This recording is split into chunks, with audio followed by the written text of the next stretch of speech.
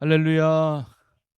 오늘도 하나님의 은혜를 사모하고 또 주실 은혜를 또 기대하며 말씀과 기도의 자리에 나오신 여러분 모두에게 오늘도 살아계신 하나님의 은혜와 평강과 응답과 축복이 함께 하시기를 주님의 이름으로 간절히 축원합니다. 우리 옆에 분과 인사 나눌까요? 이 밤에도 잘 나오셨습니다. 사랑하고 축복합니다. 할렐루야. 감사합니다. 네. 아, 오늘은 제헌절이고 공휴일인데 그래도 여러분 또 쉬시는 가운데 또 오늘도 금요기도를 사모하고 나오신 거 너무너무 감사합니다. 오늘도 믿음으로 나온 만큼 하나님이 예비하신 은혜가 여러분 가운데 듬뿍 또 누리는 복된 시간이 되기를 간절히 축복합니다. 아마 연휴 기간이라 놀러 간 분도 아마 많이 계신 것 같아요. 여러분 여행 좋아하시죠? 네. 그런데 우리가 여행을 할 때 그 여행이 정말 즐겁고 알차고 행복한 여행이 되기 위해서는 두 가지가 필요하다고 합니다. 그 첫째는 뭐냐면 특히 우리가 낯선 나라를 가거나 낯선 곳을 갈 때는 이 두 가지가 꼭 필요한데 첫째는 그 지역을 잘 알고 있는 좋은 가이드를 만나는 게 좋아요.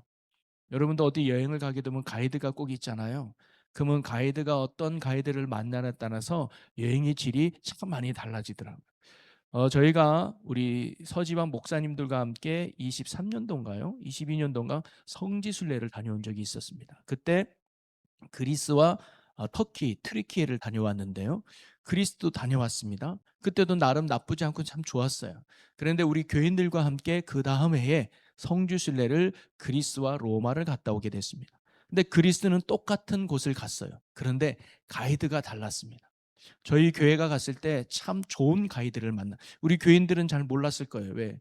그 가이드를 처음 만났으니까. 저는 두 명을 대 보니까 우리가 만난 그 가이드분이 60이 넘고 70이 가까운 분인데 되게 조근조근 그리고 침착하게 얼마나 세밀하게 설명해 주는지 오히려 듣는 우리가 참 은혜가 되는 경우가 많았습니다. 근데 목사님들까지 갔을 때는 가이드가 수위 말하면 "목사님 다 아시죠?" 뭐 이런 분위기. 예. 그러니까 크게 설명보다는 그냥 보고 오는 게 많았는데 우리가 교인들이 갔을 때는 참 그분이 너무너무 잘 설명해 줘서 보는 내내 똑같은 걸 보고 왔는데도 느끼는 게 너무 달랐습니다. 그래서 좋은 가이드를 만나는 건 여행에 참 중요하다. 또 하나가 있습니다. 뭐냐? 함께 가는 동행자가 좋아야 돼요. 아무리 조용 여행이라도 내가 불편한 사람과 여행 가면요. 그거 참 힘듭니다. 이게 코로 들어가는지 입으로 들어가는지 만나는 게 눈으로 보는 건지 너무 불편해서 사실 아무리 좋은 곳을 보고 와도 잘 못 느껴요. 그래서 우리가 좋은 여행이 되기 위해서는 내가 좋아하는 사람, 사랑하는 사람, 내 마음이 맞는 사람 이렇게 좋은 동행자와 함께 여행을 해야 즐겁고 아름답고 또 복된 여행이 될 줄로 믿습니다. 여러분 인생을 여행이라고 많이 표현하잖아요. 낯선 곳을 가는 여행처럼 인생도 한 번도 살아보지 않은 내 인생을 살아가는 거 아닙니까? 우리가 인생을 살아갈 때도 동일한 것 같아요. 내가 어떤 집에서 사느냐, 내가 어떤 지역에서 사느냐, 그거 중요한 거 아닌 것 같습니다. 중요한 건 나와 함께 지내는 동행자들이 누구냐, 이게 중요합니다. 내 늘 옆에 있는 아내와 남편이 정말 나와 사랑하는 좋은 관계 속에 있는가? 부모와 자녀 간이 좋은 관계가 있는가? 시댁과 친족이 좋은 관계가 있는가? 내가 직장 다닐 때 직장 동료들과 행복하고 좋은 관계가 있는가? 즉 내가 손잡고 함께하는 사람들이 나와 좋은 관계를 맺고 사랑의 관계를 맺고 좋은 관계에 있다면 우리의 인생은 행복할 겁니다. 직장 다니는 게 즐겁고 집에 들어가는 것이 행복하고 일하는 게 참으로 즐거울 거예요. 교회도 마찬가지입니다. 어느 교회를 다니냐는 사실 중요하지 않습니다. 물론 이단을 다니면 안 되겠죠.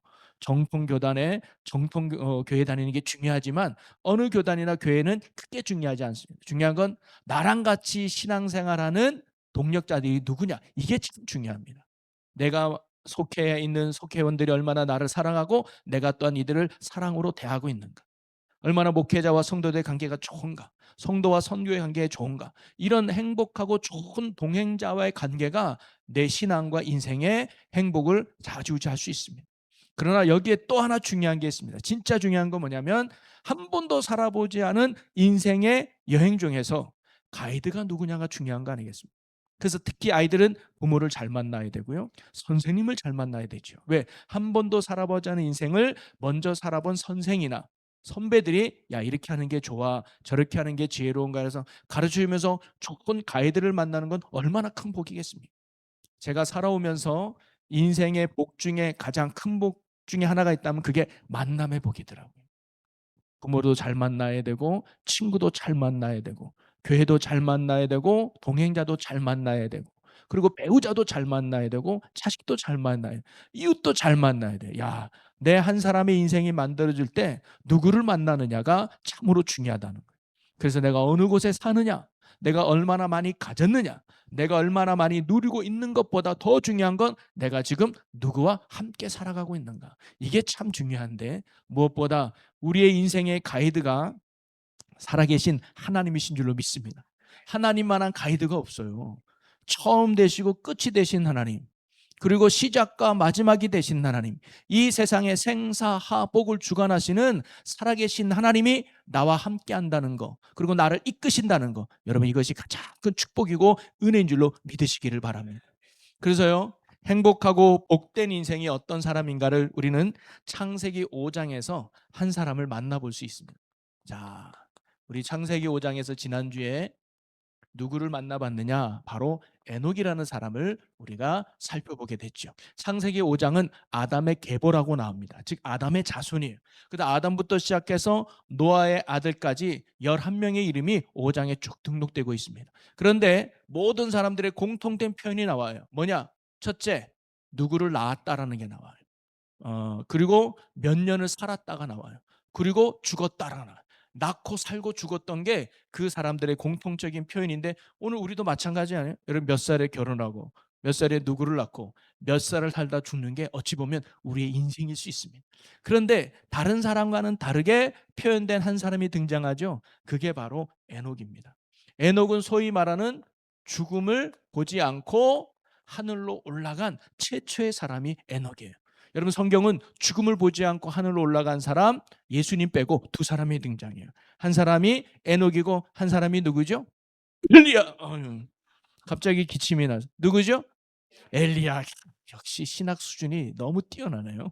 엘리야가 불만과 불꽃을 타고 하늘나라로 올라가죠. 그래서 뒤에 엘리사가 대신 받아서 그 사명을 감당하는데요. 여러분 죽음을 보지 않고 하늘나라로 올라갔다는 것은 하나님이 특별히 그를 여겼다는 거 아닙니까? 제비 뽑아서 에녹이 선택된 건 아니었을 거예요. 하나님이 그 누구보다도 에녹을 마음에 들어했기 때문에 그를 이 땅에 남겨두지 않고 죽음을 보기 전에 그를 데려갔던 거 아니겠습니까? 그래서 히브리서 기자는요, 에녹이 죽음을 보지 않고 하나님께 올라간 이유를 이렇게 말하고 있습니다. 히브리서 5장을 같이 읽어보겠습니다. 믿음으로 에녹은 죽음을 보지 않고 옮겨졌으니 하나님이 그를 옮기심으로 다시 보이지 아니하였느니라. 아멘. 즉 에녹이 죽음을 보지 않고 하나님께 올라간 이유가 뭐냐면 그의 믿음 때문이래요. 믿음으로 그러잖아요. 그리고 그 믿음의 모습은 뭐냐면 하나님을 기쁘시게 했다는 거예요. 즉 에녹은요 하나님을 기쁘시게 한 사람이었어요. 기쁘니까 하나님이 그를 이 땅에 남겨두기 싫어서 데려간 거예요. 여러분 우리가 이 땅의 삶을 끝내고 하나님께로 가는 사람들 대부분 이런 사람들일 수 있습니다. 야 이제 네가 이 땅에서의 삶을 끝내고 내가 너를 만나고 싶구나. 여러분 우리가 헤어지는 것은 슬픈 일이지만 하나님께는요 그와 하늘나라에서 영원히 함께하고 싶은 하나님의 은혜가 있지 않겠습니까? 그러니 우리가 믿음의 동력자를 떠나보낼 때 이런 마음을 가졌으면 좋겠어요. 하나님이 그를 기쁘게 여겨서 이제 이 땅에 두지 않고 하나님의 품으로 데려가셨구나. 바로 에녹도 하나님을 기쁘시게 하는 믿음의 사람이었기 때문에 하나님이 그를 데려가신 거예요. 자, 그러면 하나님이 기뻐했던 이유가 뭘까요? 에녹의 무엇을 보고 하나님이 기뻐하셨을까요? 그 이유가 저는 오늘 본문에 나오는 내용이에요. 창세기 5장 21절과 24절의 내용입니다. 자, 한번 보면 24절을 같이 한번 읽어보겠습니다. 24절만 읽어봅니다. 시작. 에녹이 하나님과 동행하더니 하나님이 그를 데려가심으로 세상에 있지 아니하였더라. 아멘. 즉 하나님이 그를 데려가신 이유가 뭐라고 나오냐면 하나님과 동행했기 때문이에요. 여러분 이것을 통해서 우리가 알 수 있는 것은 뭐냐면 하나님이 정말로 기뻐하는 게 뭐냐? 하나님이 우리에게 정말로 좋아하는 게 뭐냐? 그것을 저는 에녹을 통해서 발견할 수 있습니다. 그것은 뭐냐면 에녹은요 하나님과 동행하였던 것이고, 하나님과 동행하는 것이 하나님의 기쁨이 되었고, 그것을 하나님께서 가장 좋아하신다는 거예요.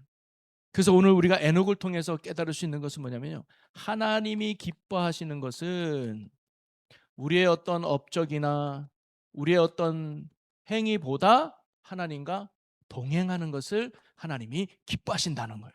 여러분, 유다서에 보면 이 에녹은 선지자로 표현되어 있습니다.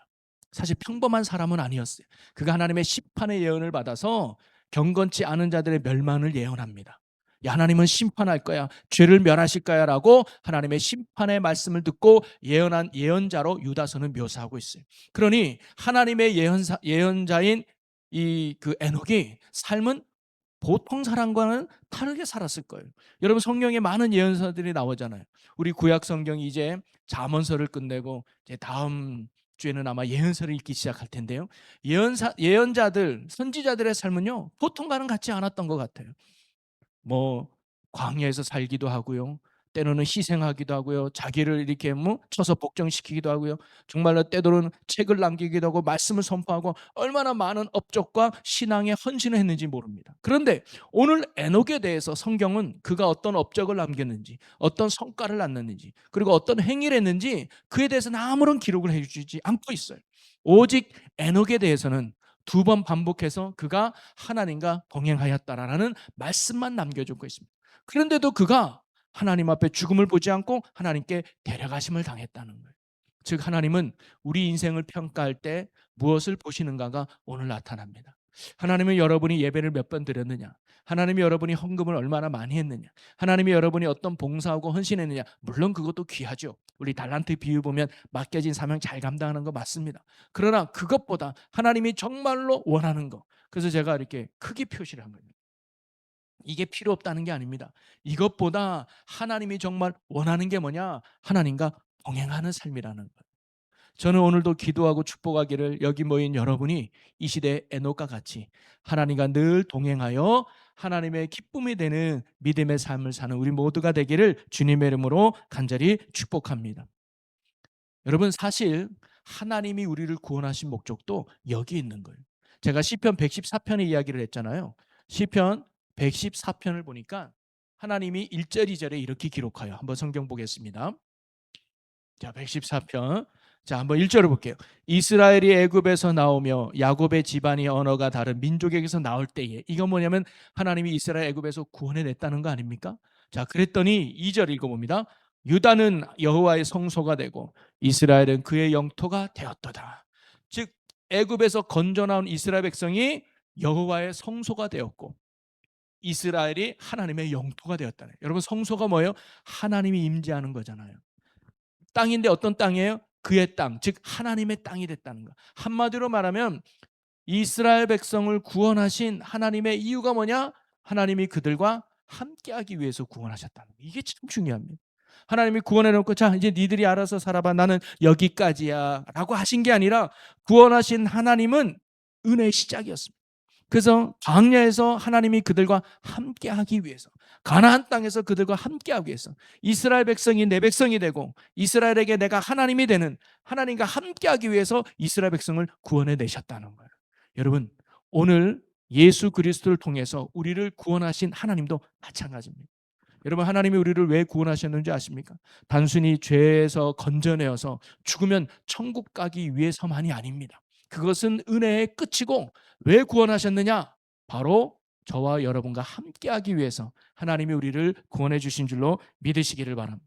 그래서 예수님의 또 다른 이름이 임마누엘이라고 했잖아요. 임마누엘의 뜻이 뭐예요? 하나님이 우리와 함께 하시다.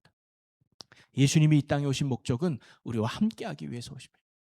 죄인된 우리를 십자가의 보혈로 모든 죄를 사해서 끊어졌던 하나님의 관계를 회복시켜줘서 다시 하나님과의 만남을 통해서 하나님과 함께하기 위해서 우리를 구원하기 위해 오신 분이 예수님. 그래서 예수님을 통해서 우리와 함께하기 위해서 우리를 구원해 주신 줄로 믿습니다. 그래서요, 우리가 신앙생활에서 중요한 건 내가 하나님을 위해서 무엇을 했느냐, 이게 중요한 게 아닙니다. 사실 내가 하나님을 위해서 무엇을 했느냐가 중요한 게 아니라, 내가 지금도 주님과 함께하고 있는가, 내가 지금도 주님과 동행하고 있는가, 교제하고 있는가, 사귐이 있는가, 그게 우리 신앙의 아주 중요한 핵심이고 키워드예요.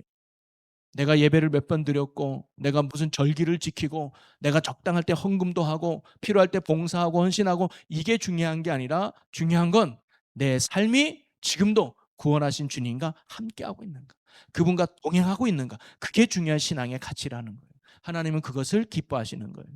여러분, 어느 가정에 아버지와 엄마 그리고 중학생 딸이 있었어요. 그런데 이 어머니가 갑자기 사고로 먼저 가족을 떠나게 됩니다. 그래서 남은 건 아버지와 딸뿐이에요.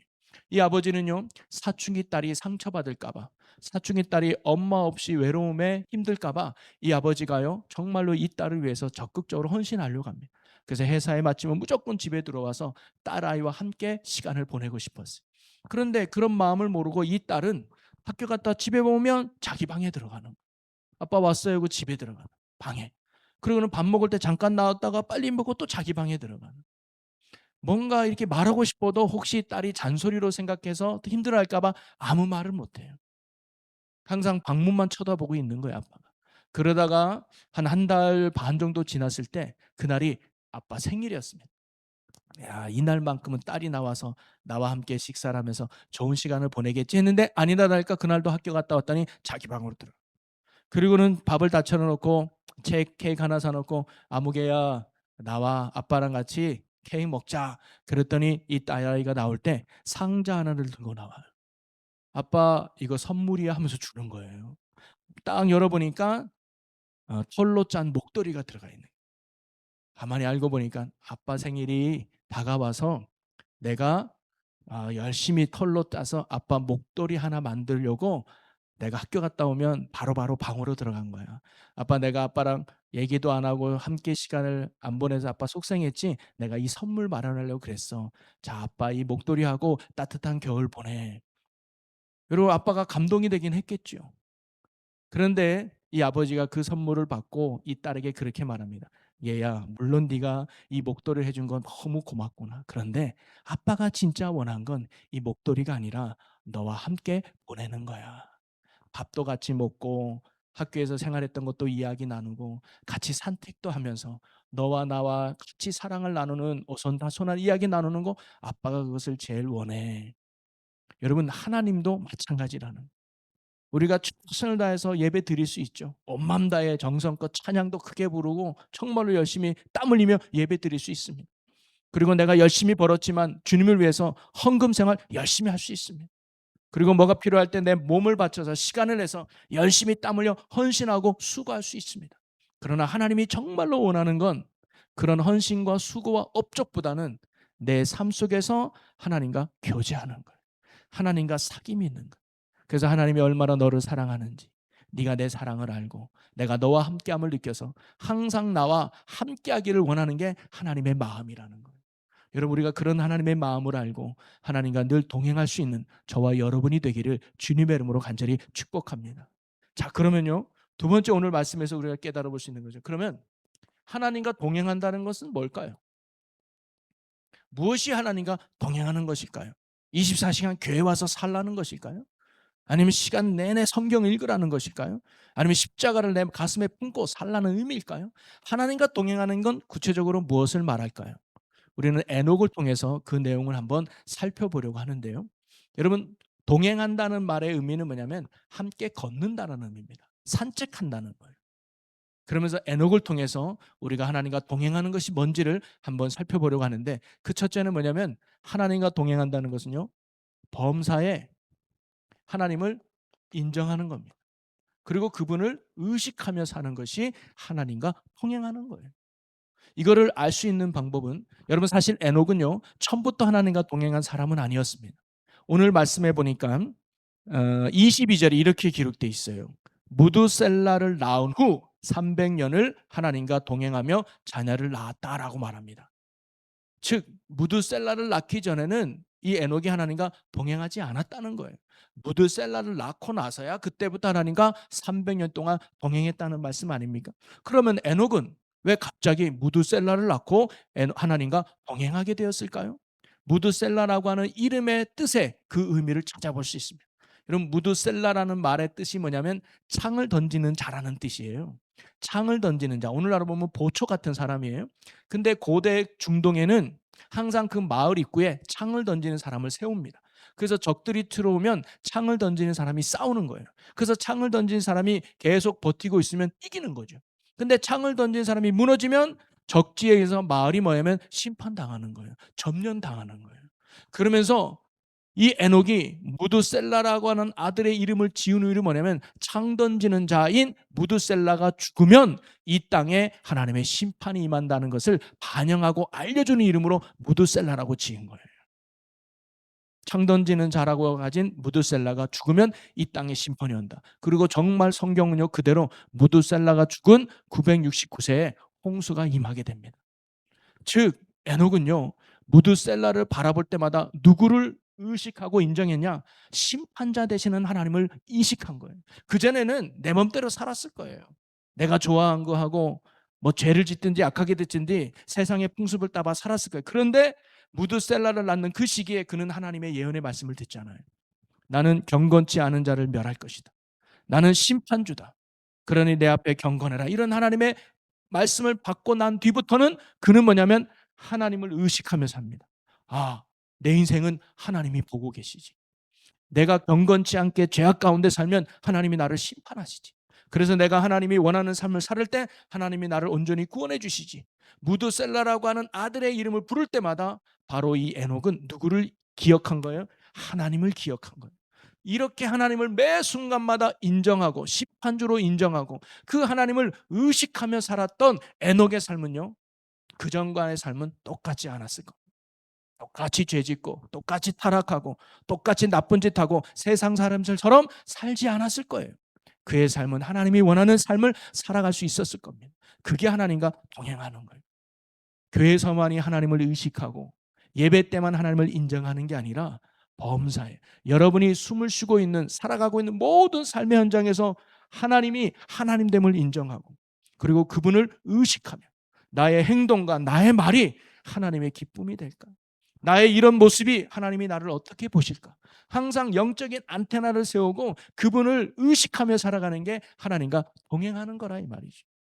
예배 때만 주님 앞에 거룩한 척이 하는 게 아니라 내 삶의 모든 영역 가운데서 하나님이 나의 구원자요, 하나님이 내 아버지요, 하나님이 나의 선한 목자요, 그리고 하나님이 심판주가 되신다는 것을 의식하며 인정하며 살아가는 삶이 바로 하나님과 동행하는 것입니다. 두 번째로 하나님과 동행하는 것은 뭐냐면 범사에 하나님을 의지하는 겁니다. 하나님을 따라간다는 것. 여러분 우리가 무엇인가를 인정하게 되면 그 대상을 따르게 돼 있습니다.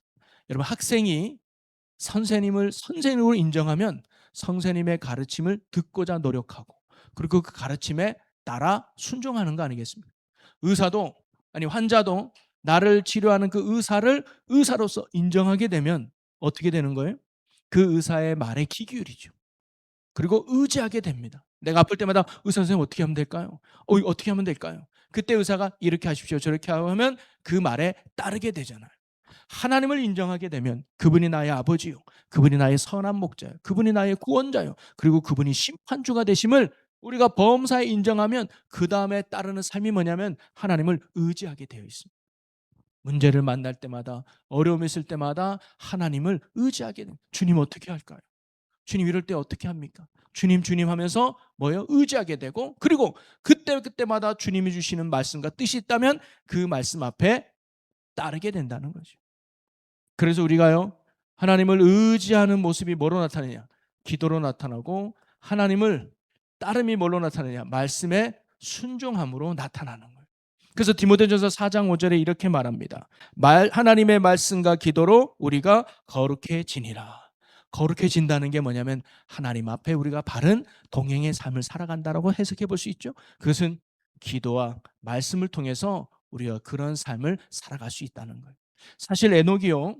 아까 말했던 것처럼 하나님을 기쁘시게 하는 믿음을 가졌고 그것이 곧 하나님과 동행했기 때문에 하나님이 그를 죽음을 보지 않고 하나님께로 데리고 갔다 그랬잖아요. 그러면 그가 보여줬던 하나님을 기쁘시게 하는 믿음의 내용은 무엇이었을까? 히브리서 6장에서 이렇게 가르쳐 줍니다. 히브리서 11장 6절 같이 읽어봅니다. 시작. 믿음이 없이는 하나님을 기쁘시게 하지 못하나니 하나님께 나아가는 자는 반드시 그가 계신 것과 또한 그가 자기를 찾는 자들에게 상 주시는 이심을 믿어야 할지니라. 네. 이 본문 말씀은 독립된 말씀이기보다는 그 전에 나왔던 5절의 에녹의 이야기를 이어서 얘기하는, 에녹이 믿음으로 죽음을 보지 않고 올라간 건 그가 하나님을 기쁘시게 하는 증거를 받았기 때문이다. 그러면 하나님을 기쁘시게 하는 게 뭐냐는 거죠. 믿음이 없이는 기쁘시게 할 수 없다. 바로 그 에녹은 하나님이 기뻐하는 믿음을 가졌다. 그럼 하나님을 기쁘시게 하는 그 믿음이 뭐냐? 두 가지예요. 첫째가 뭐예요? 하나님이 살아계심을 믿는 거예요. 하나님이 살아계시다는. 살아계시다는 건 뭐예요? 지금도 나와 함께 계시다. 그리고 지금도 구원자로 계시고 지금도 심판주로 여전히 살아계시다. 그리고 그분의 뜻하심이 반드시 이루어질 거라는 하나님에 대한 존재 확신이 있었어요. 두 번째가 뭐냐면 자기를 찾는 자들에게 상 주시는 이십니다. 아무리 죄악 가운데 있어도 하나님께 회개하면 용서해 주시는 분이에요. 어떤 문제와 어려움이 있어도 우리가 그것을 하나님께 구하고 찾고 두드리며 하나님이 응답해 주시는 능력과 은혜 하나님임을 바로 이 에녹이 믿었다는 거죠. 그게 뭘로 나타나는 거예요? 이걸로 나타나는, 하나님을 의지하는 기도와 또 그 말씀의 순종으로 바로 그의 거룩한 믿음이 드러났다는 거예요. 여러분, 새의 날개는 자기 몸에서 차지하는 무게가 참 많을 겁니다. 근데 새는 날개가 무겁지만 그 무거운 날개 때문에 하늘을 헐렁 날아다니는 거 아니겠습니까? 배가 돛이 있을 때 그 무거운 돛이지만 그 돛 때문에, 돛 때문에 배가 앞으로 나갈 수 있는 거 아니겠습니까? 여러분, 비행기가 아무리 무겁다 해서 날개를 줄이지 않습니다. 그 날개 때문에 비행기가 하늘을 둥둥 떠다닐 수 있는 것이죠. 어떤 한 사람이 시계 추가 있어요. 추가 무거운 게 왔다 갔다 하잖아요. 아이고, 그럼 시계가 무겁겠다 해서 그 추를 떼버렸어요. 그 순간 그 시계는 멈추고 말죠. 여러분, 우리의 신앙에서 하나님과 동행하는 힘이 있다면, 그 추가 있다면 그게 뭐냐? 바로 말씀과 기도입니다. 기도와 말씀은 해도 되고 안 해도 되는 게 아니에요. 여러분, 자전거에 두 페달이 있습니다. 이 두 페달이 저는 기도와 말씀이라고 생각해요. 이것을 열심히 밟을 때 자전거가 앞으로 나가듯 우리가 기도의 삶에 힘쓰고 하나님의 말씀을 깨닫고 그 말씀에 순종하는 삶에 힘쓸 때 우리의 신앙이 앞으로 한 걸음 한 걸음 더 나아가서 하나님과 동행하는 기쁨이 되는 믿음의 삶을 살게 될 줄로 믿습니다. 그러니 저와 여러분이요, 늘 주님과 동행하기 위해서 말씀과 기도라고 하는 이 영적인 두 패날을 힘께 돌릴 수 있는 저와 여러분이 되기를 소망합니다. 기도하는 자리에 좀 더 힘써 보시기 바랍니다. 꼭 금요 기도에 나오라는 말씀은 아니고 꼭 새벽 기도에 나오라는 말씀은 아닙니다. 수시로 하나님을 인정하고 그분을 의지하십시오. 그리고 그분께 여쭈십시오. 그리고 그분께 물으십시오. 그리고 그분을 의지하십시오. 그리고 하나님의 말씀에 늘 귀 기울이시기 바랍니다. 제가 늘 얘기하지만 여러분, 어떤 문제가 있거나 어려움이 없거나 어떤 고난이 닥치면 먼저 하나님이 원하는 뜻이 뭔가를 여쭤보십시오. 그냥 문제 해결이 기도가 아니라 하나님, 내게 왜 이런 아픔을 주셨습니까? 하나님, 내게 왜 이런 어려움을 주셨습니까? 그럼 이 자리에서 내가 해야 될 것이 무엇입니까? 라고 하나님의 말씀에 먼저 귀 기울여 보십시오. 그리고 주님이 주시는 말씀이 있다면 순종해 보시기 바랍니다. 아니, 이 상황에 지금 이게 필요합니까, 하나님? 이 상황에 지금 이렇게 하라고요? 태평하게 기도나 하고 있으라고요? 태평하게 이런 거나 하고 있으라고요? 아니요. 하나님이 우리에게 원하는 건 방법이 아니라 믿음입니다. 하나님의 역사하심을 믿는다면 순종해 보는 거예요. 힘들어도 기도의 자리에 나가보고, 힘들어도 사랑해보고, 힘들어도 용서해주고, 힘들어도 숨겨보는 거예요. 그렇게 순종할 때, 때가 됐을 때 하나님의 넘치는 은혜와 역사가 우리의 삶에 일어나게 될 줄로 믿습니다. 그러면서 마지막으로 세 번째로 생각해 볼 건, 그럼 하나님이요, 왜 동행하실까요? 하나님의 동행의 목적이 무엇일까요? 하나님은 왜 에녹과 동행하는 것을 기뻐하셨을까요? 하나님은 이스라엘 백성들에게 왜 너희 나의 성소가 되고 너희는 내 땅이 된다면서 함께하는 것을 하나님이 그렇게 기뻐하셨을까요? 그것은요, 사실 하나님을 위해서가 아니라 바로 나를 위해서 하나님이 함께하는 것을 기뻐하시는 거예요. 성경 말씀의 114편에 이렇게 말하죠. 다시 한번 114편을 보면 하나님이 이스라엘 백성을 구원하신 이유는 그들과 함께하기 위해서라고 이야기했습니다. 그러면 함께하심으로 말미암아 이스라엘 백성들에게 어떤 일이 일어났는가? 3절 4절에 이렇게 기록되어 있어요. 3절 4절을 한번 보겠습니다. 바다가 보고 도망하며 요단은 물러갔으니 산들은 순양들 같이 뛰놀며 작은 산들은 어린 양들 같이 뛰었도다. 즉 바다가 보고 도망했다. 이 바다는 홍해를 의미합니다. 이스라엘 백성들이 애굽에서 나와서 첫 번째 만나는 장애물이 홍해였죠. 근데 그 홍해가 도망했다. 갈라졌다는 거예요. 그 다음에 마지막엔 요단강을 건너야 될 거 아닙니까? 가나안 땅에 들어가기 위해서 그 요단이 물러갔다는 거예요. 한마디로 말하면 이스라엘 백성들의 힘으로 해결할 수 없는 큰 강과 문제가 해결됐다는 거 아니겠습니까? 그래서 그들은 가나안 땅에 당당히 들어갈 수 있었다. 또 산들은 순양들 같이 뛰놀며 작은 산들은 어린 양 같이 뛰었도다. 산이 상징하는 건 고난이고 시련이고 어려움이거든요. 이스라엘 백성들이 광야를 지낼 때 얼마나 많은 어려움과 시기가 있었습니까? 그런데 그들이 순양처럼 어린 양처럼 뛰놀면서 아무런 문제가 되지 않았다는 거예요. 그래서 그들이 광야 생활할 때 어떤 인생의 문제와 어려움을 만나도 그들이 해결받는 승리의 인생으로 살아갔다는 거예요. 한마디로 말하면 하나님이 그들과 함께 하신 이유가 뭐예요? 바로 이스라엘 백성의 승리와 그들의 축복을 위해서 하나님이 그들과 함께 하신 줄로 믿으시기를 바랍니다. 여러분, 오늘도 마찬가지입니다. 하나님이 오늘도 우리를 구원하신 이유는 저와 여러분과 함께하고 싶었습니다. 왜 함께 하시는 줄 압니까? 천국까지 인도하기 위해서예요. 여러분, 우리가 이 땅에 살아갈 때 얼마나 많은 홍해를 만납니까? 또 얼마나 많은 요단강을 여러분, 예수님을 믿는다고 인생이 평탄한 길만 펼쳐지는 거 절대 아닙니다. 오해 없으기를 바라요. 예수 믿으면 행복시장 불행 끝 아니에요. 예수님 만나면 평탄함을 겨누는 게 절대 아닙니다. 예수님을 만나도 홍해 같은 문제가 오고요. 예수님을 만나도 요단 같은 문제가 오고요. 예수님 만나도 인생의 풍랑을 만나기도 합니다. 아말렉과 같은 문제를 만나고 여리손과 같은 문제를 만난다니까요. 그런데 하나님이 우리의 인생을 아셨기에 어떤 홍해를 만나도 갈라주고 어떤 요단강을 만나도 건너가게 하고 어떤 여리고성을 만나도 무너뜨려서 우리가 하나님 나라인 천국까지 갈도록 인도하기 위해서, 승리하기 위해서, 복 주시기 위해서 하나님이 오늘도 우리와 함께하는 줄로 믿으시길 바랍니다. 여러분, 우리가 살아가는 이 땅은 악한 권세가 잡은 땅이잖아요. 어떻게든 여러분을 무너뜨리려고 이런 시련 저런 시련, 이런 아픔 저런 아픔 계속 던질 겁니다. 다윗에게도 던진 것처럼, 다니엘에게 던진 것처럼, 사도 바울에게 던진 것처럼 오늘도 여러분에게 악한 마귀는 어떻게든 넘어뜨리려고 홍해를, 요단강을, 산을 할 겁니다. 그럴 때마다 하나님이 우리의 힘이 되어 주셔서, 하나님이 우리의 능력을 위해서 기꺼이 어떤 산도 넘어가고 기꺼이 어떤 강도 건너게 해서 저와 여러분을 어디? 하나님이 거하시는 영원한 생명의 땅 천국까지 인도하기 위해서 오늘도 하나님이 우리와 함께하는 줄로 믿으시기를 바랍니다. 신앙생활은 그래서 하나님과 함께하는 것이 신앙의 가치예요. 그래서 시편 73편에 이렇게 말하잖아요. 하나님이 가까이함이 내게 복이라. 그 어떤 복보다도 하나님이 가까이. 이 복을 정말로 잘 알았던 사람이 다윗이었습니다. 여러분, 다윗이요, 밧세바를 범하고 나서 하나님께 책만 들을 때 그가 기도할 때 뭘 기도했느냐?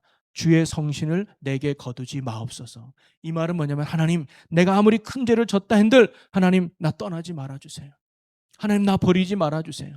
내가요 왕의 왕관을 잃어버려도 괜찮습니다. 건강을 잃어도 괜찮아요. 내가 지금까지 쌓았던 부귀영화 다 잃어도 괜찮아요. 하나님만 나를 떠나지 말아주세요. 왜? 내가 지금까지 온 거, 내가 살아가는 힘과 소망과 능력과 반석과 도구는 하나님이시기 때문에.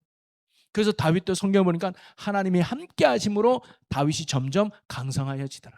다윗의 승리의 비결은 함께 하시는 하나님께 있었다는 거예요. 그것을 다윗이 알았어요. 그래서 다윗은 항상 기도도 앞서지 않고 말씀에 순종하며 늘 하나님을 잃어버리지 않고 믿음으로 굳게 붙들며 살았던 게 다윗이죠. 여러분, 오늘도 하나님은 우리와 함께 하시기를 원하십니다. 우리의 부족함을 너무나 잘 아십니다. 우리가 이 땅에 인생의 어려움을 만났을 때 우리의 힘으로 넘을 수 없다는 것도 너무나 잘 아셨어요. 그래서 죄인된 우리를 구원해서 다시 잃어버렸던 하나님과 화목하게 되어서, 그래서 이 땅에서 어떤 인생의 문제도 이겨나가고 어떤 죄도 승리하며 하나님 나라를 누리고 하나님 나라를 가게 하기 위해서 우리와 오늘도 함께 하시는 분이 바로 예수 그리스도, 그분인 줄로 믿으시기를 바랍니다. 사랑하는 성도 여러분, 하나님은 가장 큰 소원과 기쁨이 뭐냐면 그분과 함께하는 거예요. 여러분 누가복음 10장에 보면 예수님이 나사로 집에 방문할 때가 있었어요. 그때 마르다는 예수님이 오셨으니까 얼마나 잘 대접하고 싶었겠어요. 이것저것 음식도 만들고 선물도 포장하느라 분주했습니다. 그런데 마리아는 뭐예요? 예수님의 무릎 앞에 딱 앉아가지고 예수님의 말씀을 듣고 있는 거예요. 그걸 보니까 마르다가 속상하죠. 예수님 마르다 보고 명해서 나 좀 도와주라고 하세요. 할 일이 많은데 저렇게 편하게 그냥 예수님 발 앞에 이야기만 듣고 있으면 속상하네요. 그랬더니 예수님이 뭐냐면 마리아는 더 좋은 것을 선택했다. 여러분 이 말은 뭐냐면요. 주님이 정말 원하는 건 밥 한 끼 잘해주고 뭐 선물해줘. 이걸 원하는 게 아니라 예수님과 함께 하기를 원하신다는. 특별히 교회에서 봉사하시는 분들 실수할 때 이걸 조심해야 됩니다. 우리가 식당 봉사 중요하죠. 교사하는 거 중요합니다. 그러나 하나님과의 교제 없이, 하나님과의 예배 없이, 하나님과의 사귐 없이 봉사로만 끝나면 그거 안 된다는 거예요. 그래서 감사한 게 우리 교회 봉사하는 모든 분들은 일부 예배를 드려요. 참 식당 봉사한다 일부 예배를 나오시더라. 그래서 일부 예배를 통해서 하나님과 교제하고 그분과 사귐으로 예배 드린 후에 2부 예배 때 내려서 봉사하시더라고요. 우리 교사분들도 일부 예배를 드려요. 그래서 일부 예배 나와서 내가 먼저 하나님께 예배자로 세워지고 내가 하나님께 사귐이 있고 그럴 때 봉사가 되는 거지 아니면 그 하나님이 원하지 않는 봉사일 수 있습니다. 특별히 여기 또 하나 섬기고 하시는 분들 우리가 봉사가 예배는 아닙니다. 헌신이 예배는 아닙니다. 하나님이 정말로 원하는 건 내 삶이 예배가 돼 하나님과 교제하고 사귀며 함께함에 있는 줄로 믿으시기를 바랍니다. 그리고요 우리가 함께하는 이 동행은 우리의 일상 속에서 이루어집니다. 하나님의 동행은 어디에서 이루어지느냐? 일상에서의 동행이에요. 여러분 에녹이요 하나님과 동행하면서 한 일이라고는 성경에 보니까 자녀를 낳았다는 것밖에 없어요. 그것은 무슨 의미냐면 하나님과 동행하는 건 절대 거창한 게 아니라는 거예요. 하나님과 동행하기 위해서 에녹이 짐 싸들고 산에 올라갔냐 그런 것도 아니에요. 하나님과 동행하기 위해서 무슨 어디에 가서 열심히 봉사 그렇지도 않아요. 평범하게 남들 하는 거랑 똑같이 지냈다는 거예요. 그것은 우리에게 시사하는 바가 큽니다. 하나님과 동행하는 것은요. 정말 뭐 짐 싸들고 기도원에 들어가서 몇 밤 며칠 기도하는 게 하나님과 동행하는 게 아니고 하나님과 동행하기 위해서 내가 신학교 가서 목사가 되고 선교사가 되고 전도사 되는 게 절대 아닙니다. 하나님과 동행한다는 건 하나님이 허락한 여러분의 삶의 자리에서 하나님을 인정하고 그분을 의식하고 그리고 날마다 그분을 의지하며 그분의 말씀에 순종하는 삶을 살아가는 거 그게 바로 하나님과 동행하는 겁니다. 목사인 저는 목사의 위치에서 날마다 하나님을 인정하고 그분을 의식하며 하나님 내가 어떻게 살아갈까요? 여쭙고 힘들 때 기도하면서 하나님 주시는 말씀 앞에 순종하는 거죠. 잘 될 때도 있고 뭐 못 될 때도 있겠죠. 좋아할 때도 있고 싫어할 때도 있겠죠. 그건 중요하지 않아요. 내가 지금 하나님의 뜻을 깨닫고 하나님의 마음을 알고 내가 있는 그 자리에 순종하며 살아가고 있는 그게 동행입니다. 여러분은 여러분 자리에서 권사는 권사로서 장로는 장로로서 집사는 집사로서 부모는 부모로서 자녀는 자녀의 자리에서 직장이라면 직장 생활 그 속에서 하나님이 뭘 기뻐하실까? 하나님이 무엇을 원하실까? 하나님은 내 아버지임을 내가 있는 그 자리에서 증거하고 선포하고 고백하는 거예요. 내가 있는 그 자리에서 하나님은 나의 구원자이십니다. 하나님은 나의 아버지십니다. 하나님은 나의 영원한 심판이에요. 주님밖에 구원자가 없습니다. 인정하면서 그리고 힘들고 어렵고 인생의 홍해가 오거나 요단강이 왔을 때마다 하나님께 맡기고 기도하는 거죠. 세상의 권력과 힘을 의지하는 것이 아니라 하나님께 의지하며 기도의 자리를 지키는 겁니다. 말씀 앞에 순종하는 거예요. 여러분 사실 우리가요 기도회를 갖고 성경 공부를 하고 예배드리는 이유는 하나예요. 하나님과 동행하기 위해서입니다. 그게 목적이 아니에요. 그것은 수단입니다. 그걸 통해서 아 하나님이 나를 사랑하고 있구나. 그 시간을 통해서 그래 하나님이 나와 함께하는구나. 그 시간을 통해서 아 내가 하나님을 떠나 있었구나. 그 시간을 통해서 그래 나의 힘은 하나님밖에 없구나 라는 걸 깨닫는 이 믿음을 회복시키고 삶 속에서 뭐예요? 동행하는 겁니다. 내가 살지 못했던 다시 하나님과 동행하며 그 자리에서 말씀에 순종하며 하나님의 영광 위에 살아가는 거 그게 하나님과 동행하는 거고 그게 하나님이 우리를 기뻐하시는 거예요. 오늘 저와 여러분이 나를 위해서 십자가에서 죽으신 그 주님의 사랑이 헛되지 않기 위해서 오늘도 저와 여러분의 삶이 하나님의 기쁨이 되는 에녹과 같이 하나님과 동행하는 믿음의 삶을 사는 저와 여러분 모두가 될 수 있기를 주님의 이름으로 간절히 축원합니다. 오늘은 제가 기도하고 같이 우리 찬양하고 같이 결단하며 기도했으면 좋겠습니다. 하나님, 오늘도 우리에게 말씀을 주시고 깨닫게 하신 하나님, 우리가 정말로 에녹과 같이 하나님과 동행하며 사는 우리가 되게 하여 주옵소서.